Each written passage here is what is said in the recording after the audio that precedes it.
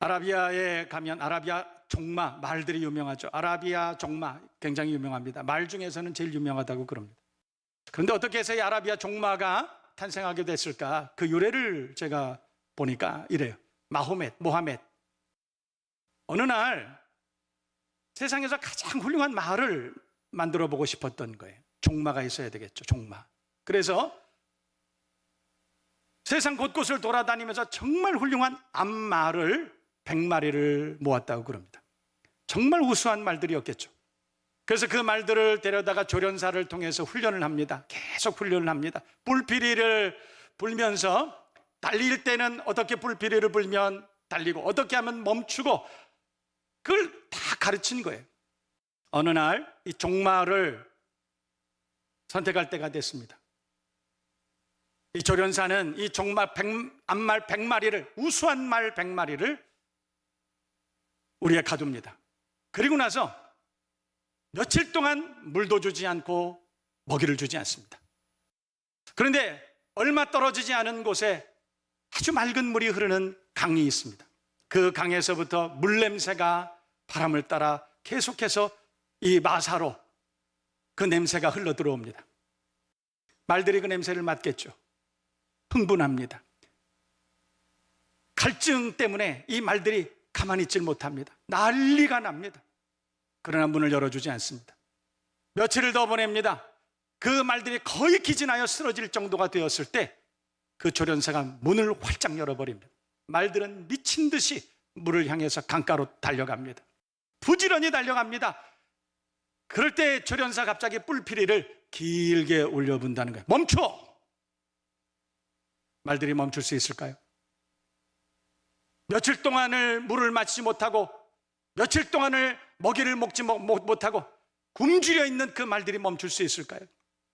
말들은 질주합니다. 먹을 것을 향해서, 마실 물을 향해서 질주합니다. 그런데 그 길게 울려 불려지는 뿔피리에 4마리의 말이 멈췄다는 거예요. 그리고 뿔피리를 분 그 조련사를 향해서 고개를 돌립니다. 그 4마리의 말이 아라비아 종마의 종말이 되었다. 이렇게 설명하고 있습니다. 주인의 음성을 듣고 그 음성에 순종해서 멈출 수 있는 말, 종말이 되었다는 것이죠. 우리도 하나님 앞에 얼마나 우리가 훌륭한 그리스도인가를 우리가 증명할 수 있는 방법은 그런 것 아닐까요? 세상을 향해서 질주하는 인생입니다. 여러분 아시죠? 스프링벅스라고 하는 영양은 어느 날 어떤 한 계절이 되면 수십만, 수백만 마리의 스프링벅스가 어떤 한 방향을 향해서 뛰어간다는 거예요. 정신없이 뛰어갑니다. 그 수백만 마리의 그 스프링벅스가 뛰어가는 그곳은 가장 먼지가 일어납니다. 뛰어갑니다. 왜 뛰어갈까요? 몰라요. 어디를 향해서 뛰어가는 걸까요? 몰라요. 물어봅니다. 왜 뛰어가니? 앞에 말이 뛰어가니까. 왜 그렇게 빨리 가니? 안 가면 뒤처지니까. 우리 인생은 그렇게 달려갑니다. 왜 뛰어가는지도 모릅니다. 왜 돈을 버는지도 모릅니다. 왜 이렇게 희생하고 혹사당하는지 모릅니다. 왜 땀을 흘려야 되는지 몰라요. 먼지가 자욱한 세상에 우리는 질주하고 있다는 거예요. 가다가 절벽을 만납니다. 그 밑에는 협곡이 있고 거기에는 무시무시한 나일 악어 그리고 무시무시한 큰 악어들이 드글드글 기다리고 있습니다. 아차! 여기가 아니구나. 멈춰야 되겠다. 멈춰! 그렇지만 멈출 수 없어요. 뒤에 있는 스프링벅스가 밀어붙입니다. 멈출 수도 없습니다. 우리가 사는 인생 그런 것 아닐까요? 뛰어가다가 어느 날 인생에 철들었습니다. 이게 아닌데 여기 멈춰야 되는데 멈추려고 하는데 멈출 수가 없어요. 바로 앞에는 낭떠러지예요. 추락하죠. 거기에는 죽음이 기다리고 있습니다. 거기에는 파멸이 기다리고 있습니다. 거기는 회복할 수 없는 절망이 기다리고 있는 거예요. 우리 인생이 그런 것 아닐까요? 불피리를 길게 울려볼 때 멈춰! 그럴 때 멈출 수 있으면 얼마나 좋을까? 우리가 하나님의 음성을 듣고 그 음성에 민감하게 반응하고 그 음성에 순종할 수만 있다면 얼마나 좋을까? 이 땅의 모든 그리스도인들은 하나님의 음성에 민감하게 반응해야 됨에도 불구하고 우리는 애써 하나님의 음성을 외면하고 그리고 우리는 우리의 인생을 살아갑니다. 서서히 죽어가는 The frog in the kettle이라는 말 아시죠? 주전자 안에 개구리처럼 서서히 데펴지는 온도에 기분 좋게 죽어가는 그런 개구리와 같은 그런 우리 인생은 아닐까? 오늘 그래서 저는 하나님의 음성 듣기라고 하는 제목을 가지고 우리는 정말 하나님의 음성을 듣고 멈출 수 있는 그리스도인이냐? 우리는 하나님의 음성을 듣고 멈추고 그 하나님을 돌아볼 수 있는, 하늘의 하나님을 향하여 고개를 들고 하나님을 기억할 수 있는, 하나님을 인식하며 살아갈 수 있는 그리스도인들일까? 생각해 봅니다.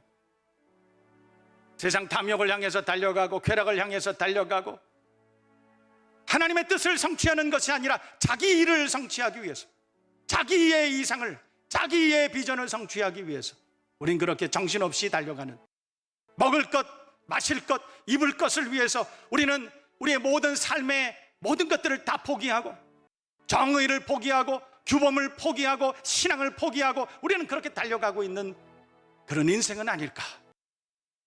오늘 우리가 함께 우리 자신을 성찰해 볼 수 있는 그런 기회가 되면 좋겠습니다. 우리 하나님께서는 우리에게 말씀하십니다. 하나님은 말씀하시고 그 말씀하신 것을 이루시는 하나님이시기 때문에 그렇습니다. 그 종 선지자들에게 말씀하시고 그 말씀하신 것을 이루시는 하나님. 하나님은 어느 시대에나 우리에게 말씀하셨어요. 이 시대에도 거룩한 주일이 되면 교회마다 주의 종들을 통해서 하나님은 우리에게 말씀하시는 하나님이십니다. 그러나 여러분, 예배를 통해서 주의 종들을 통해서 언어로 들려지는 말씀만 말씀하셨을까요? 그렇지 않습니다. 하나님은 어떤 환경을 통해서 우리에게 말씀하실 때가 있어요. 심상치 않은 어떤 일들을 통해서 우리가 깨닫게 하시는 경우가 있어요. 어떨 때에는 자녀를 통해서 우리에게 말씀하셔. 어떨 때는 육체의 질병을 통해서 우리에게 말씀하실 때가 있습니다. 어떨 때는 물질의 어려움을 통해서 우리에게 말씀하실 때가 있습니다. 그러나 우리가 그 말씀을 듣고 우리가 예민하게 깨달아 알고 반응할 수 있다면 얼마나 좋을까요? 그러나 그렇지 못할 때가 너무나 많이 있습니다. 어떨 때에는 그 말씀을 듣기는 하였지만 그 말씀을 듣는 것이 부담스러워요. 그 말씀을 듣는 것이 너무 힘들어요. 그래서 애써 외면합니다. 때로는 바리새인과 서기관들처럼 그 말씀을 자의적으로 해석하고 내 욕망대로 해석하고 내 탐욕대로 해석하고 그리고 애써 하나님의 말씀을 피해갑니다. 어려움을 당하죠. 하나님은 하나님의 사랑하시는 하나님의 사람들, 하나님의 말씀대로 살아야 함에도 자기 소위에 오른 대로 그렇게 살아가는 사람들 하나님은 불쌍히 여기시고 때로는 징계하셔서 연단을 통해서 정금같이 나오리라 99.99%의 정금으로 그렇게 고백하게 만드시는 하나님이신 줄로 믿습니다. 때로는 하나님께서는 말씀하십니다. 징계하십니다. 여러분, 그러나 그 말씀을 알아듣고 있습니까? 우리는 그 말씀에 반응하고 있습니까? 우리는 하나님의 말씀을 들으면서도 그 말씀을 애써 무시하고 살아갑니다. 그러다가 어느 날 하나님께서 우리를 사랑하시기 때문에 우리를 징계하시는 징계를 만날 때 있습니다. 그때 우리는 그렇게 불평하죠. 하나님, 내게 말씀해 주세요, 제발. 이 징계가 왜 시작되었는지, 이 징계가 언제 끝날는지, 하나님 내가 어떻게 대응해야 되는지 제발 말씀해 주세요. 말씀해 주세요. 여러분, 그렇지만 하나님은 끊임없이 말씀하셨어요. 지금까지 하나님은 끊임없이 저와 여러분들에게 말씀하셨어요. 그리고 지금도 말씀하고 계세요. 우리는 그 말씀에 순종하기 동의하지 않기 때문에, 그래서 그 말씀이 우리의 생명을 지나갈 때가 있습니다. 우리의 운명을 지나갈 때가 간혹 있는 것입니다. 성경은 이렇게 말합니다. 모든 성경은 하나님의 감동으로 된 것으로, 모든 성경은 하나님의 성령의 충만함으로 기록된 것으로, 교훈과 책망과 바르게 함과 의로 교육하기에 유익한 책이라. 다시 말해서 하나님의 말씀은 교훈입니다. 하나님의 말씀은 꾸짖는 것입니다. 하나님의 말씀은 구부러진 것을 바르게 하는 하나님의 능력인 것입니다. 의로 교육하는 것입니다. 죄로 얼룩진 우리의 심령, 죄로 얼룩진 우리의 생각, 이 감정들을 의롭게 바꾸어 주시는 하나님의 은혜인 것이에요. 책망이죠.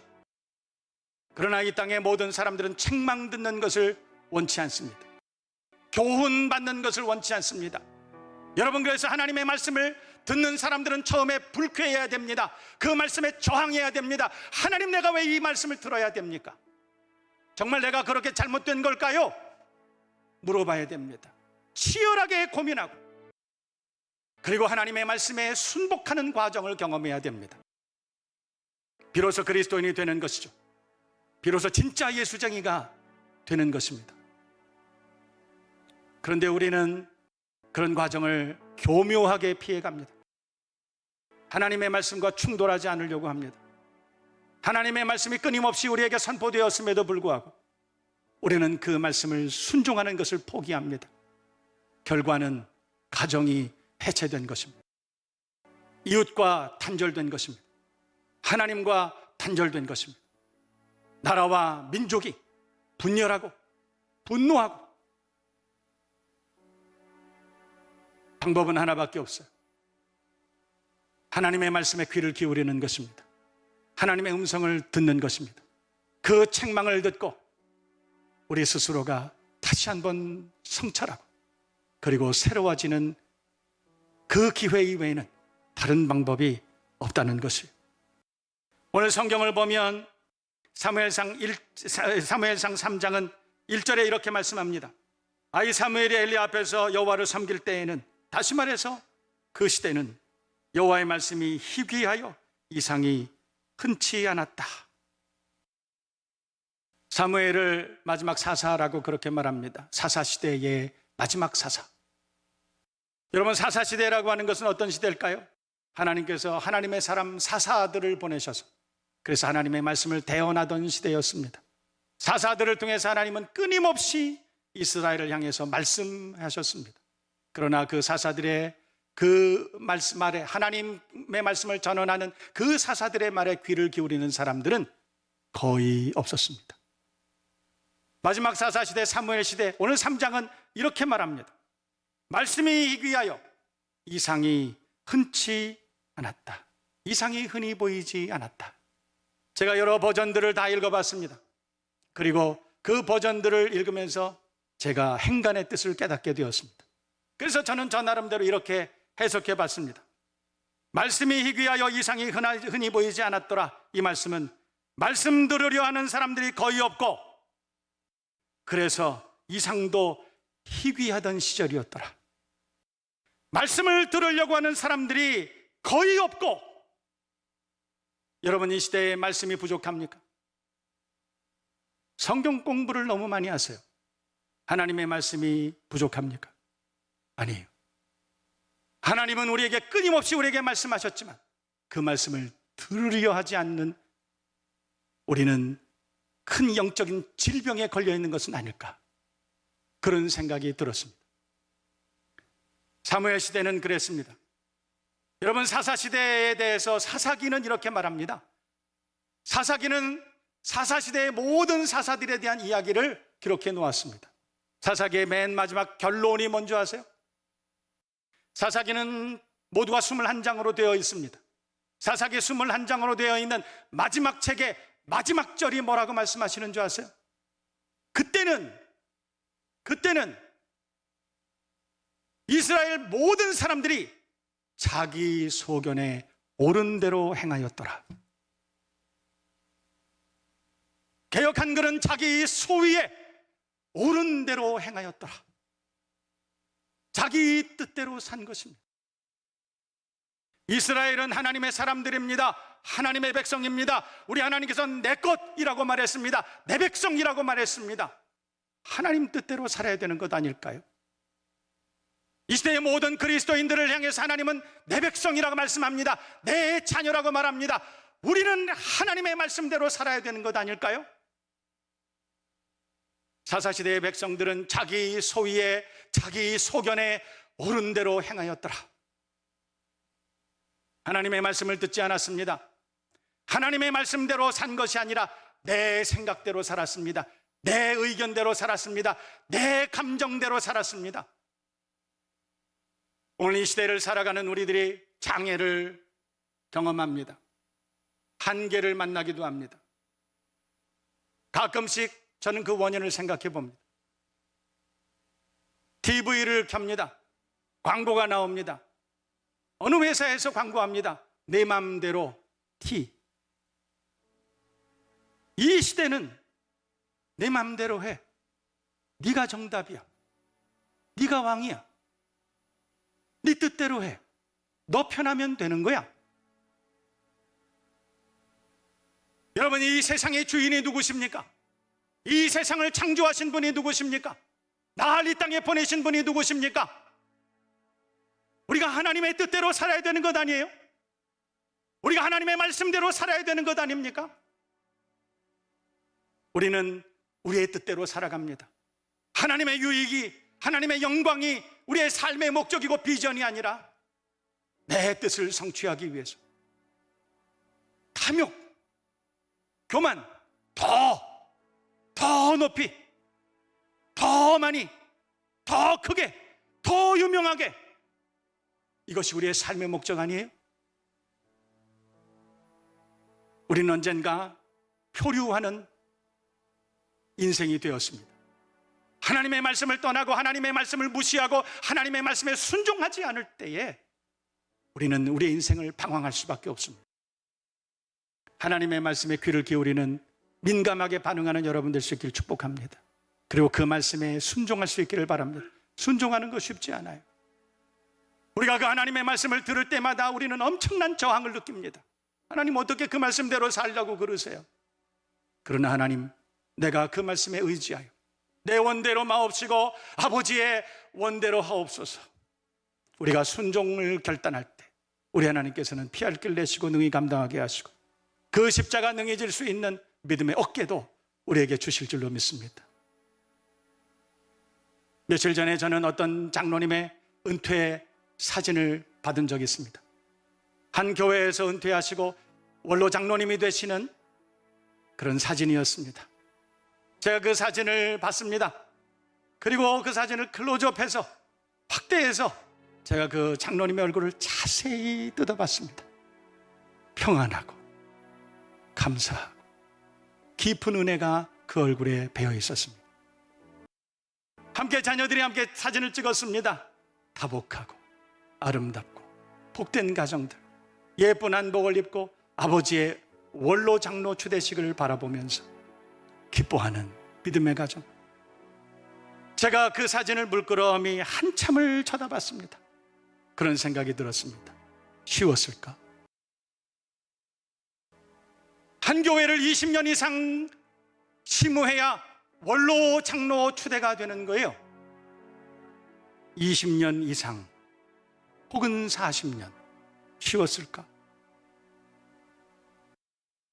때로는 억울한 일도 있고, 때로는 분노하고, 때로는 이해되지 않고, 때로는 모함을 당하고 희생을 강요당하기도 하고, 한 교회의 장로로 20년 동안을 참고 순종하고 산다는 것은 결코 쉬운 일이 아니에요.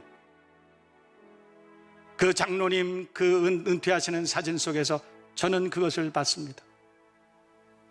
저 혼잣말로 그랬어요. 장로님 수고하셨어요.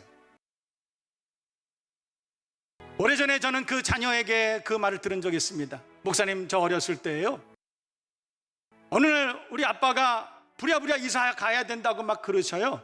그래서 우리는 영문도 알지 못하고 이사 갔어요.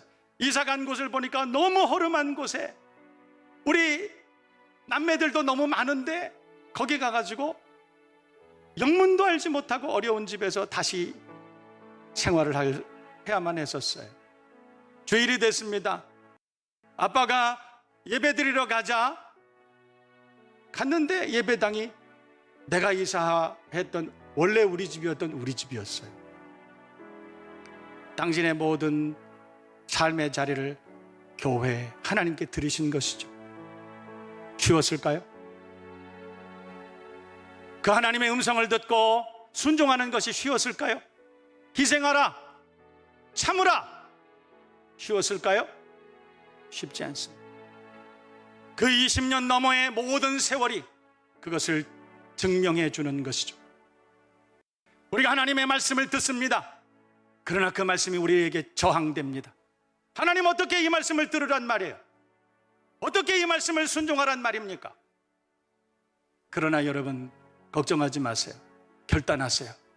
그 하나님의 말씀에 순종할 때 우리 하나님께서는 칭찬해 주시고 생명의 면류관을 주시고 더 좋은 것으로 갚아주시고 은혜와 평강 가운데 인도해 주시는 줄로 믿습니다.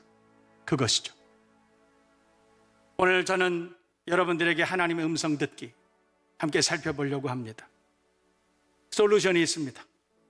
우리가 이제까지 하나님의 말씀을 듣지 않고 우리가 우리의 인생을 신앙적으로 방황하고 그리고 그렇게 불평하고 투정하고 그렇게 어두운 인생을 살았다면 여러분, 제가 여러분들에게 해답을 들려드립니다. 1번, 예배의 자리로 돌아오세요. 예배의 자리로 돌아오라라고 하는 말씀은 말씀과 기도의 자리로 돌아오라. 여러분, 주님 만났던 그 기도의 자리 있죠? 주님을 만났던 그 은혜의 자리 있죠? 돌아오세요. 첫사랑, 처음 믿음, 돌아오세요. 다시 시작하십시다. 돌봐주실 것입니다. 회복시켜 주실 것입니다. 하나님과의 동행이 이루어질 줄로 믿습니다. 어떤 사람에게는 금식이 필요할지도 모릅니다. 육성이 강하면 영성이 약해집니다. 그러나 영성이 강하면 육성이 약해지는 것이에요. 금식하면서라도 하나님 앞에 돌아오세요. 그리고 그 직분으로 돌아오세요. 하나님 주신 거룩한 사명으로 돌아오세요. 거기에서부터 회복의 은혜가 있는 것입니다. 마지막으로 한 이야기를 들려드리고 오늘 말씀을 마칠까 합니다. 제가 어떤 안수 집사님에게 들은 얘기입니다. 작은 교회에서 안수 집사였습니다. 일꾼들이 많이 없었기 때문에 별일 다 했습니다. 어느 날 재정까지 맡게 되었습니다. 재정을 맡아서 어려운 살림에 목사님과 상의하면서 교회를 섬깁니다. 어느 날 가만히 보니까 목사님 재정 집행하시는 것이 마음에 안 들어요. 저걸 저렇게 쓰면 안 되는데 마음에 안 들어요. 화딱지가 났어요. 대들었어요. 목사님 순종하세요. 그렇게 하셨어요. 난 순종할 수 없어요. 목사님 타락했어요. 난 이 교회 싫어요. 뛰쳐나갔어요. 그리고 10년 동안 교회에 얼씬하지 않았습니다. 믿음 버렸어요. 부장이 됐습니다. 어느 날 직원들과 함께 연초에 직원들이 도정비결가 보러 갑시다, 부장님. 도정비결 보러 갔습니다. 점쟁이가 점을 칩니다. 요령을 흔듭니다. 용한 점쟁이였던 것 같아요. 갑자기 그럽니다. 이 가운데 예수 믿는 사람이 있어요. 그 사람 때문에 점괘가 나오지 않아요. 혹시 이 가운데 예수 믿는 사람이 있으면 일어나 나가주세요. 속에서 뜨거운 것이 올라왔습니다. 입을 막고 뛰쳐나왔습니다. 그 점집 앞에는 큰 나무가 있었습니다. 그 나무 부둥켜 안고 울었다고 그래요. 주님, 나는 주님을 떠난 지 10년이나 되었지만 주님 나를 잊지 않으셨군요. 우리가 하나님의 말씀을 순종하지 않고 하나님의 말씀을 떠난 지가 10년이 되었습니다. 하나님 안 계신 줄 알았습니다. 그러나 하나님 나를 포기하지 않으시고 지금도 나와 동행하시는군. 주님, 내가 깨달았습니다. 순종하며 살겠습니다. 거기 평안이 있습니다. 희락이 있고 감사가 있는 것입니다.